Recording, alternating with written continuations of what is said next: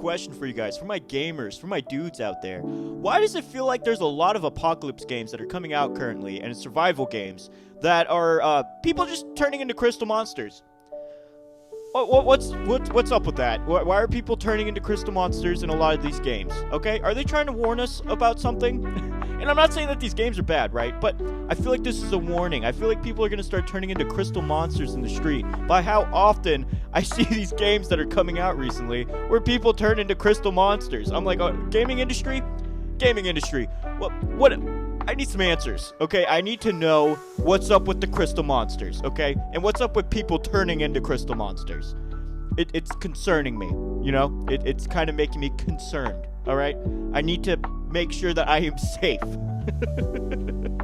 Yeah, but anyways, I do hope you guys enjoyed this video. I hope you guys have a wonderful day, a wonderful night, and peace.